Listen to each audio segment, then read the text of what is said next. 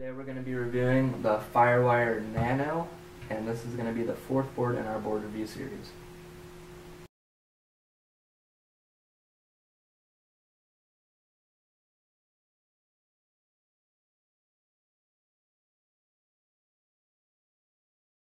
Let's go into the specs about this board. This is going to be the 5.5 model of the Firewire Nano Linear Flex Technology board, and what they've done is they put in this new stringer, which really changes the whole dimension of the board and how the board rides, and it really changes how the board actually feels when you're riding it.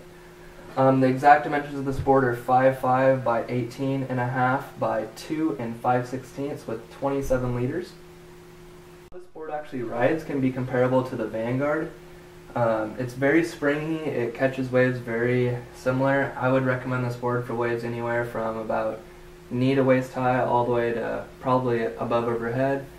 I don't usually like to review boards until I've surfed them for a while, but this board really felt reactive. You could really feel like you could pull off any maneuver.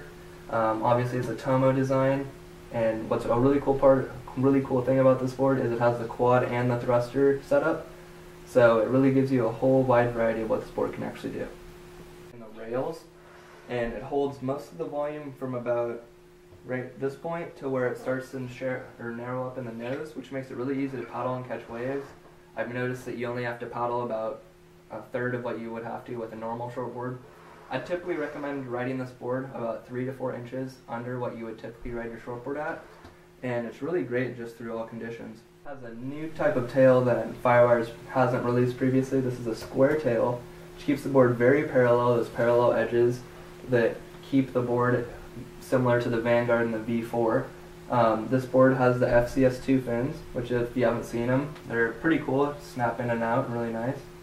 And that's about it. A unique fact about this board that's different than most other boards is how it actually got its shape was the sander. Tomo actually was placing this, or Daniel Thompson was actually placing the sander on top of the nose of the board, and that's how he decided to pick this shape, and he ended up trying it out and ended up working pretty well.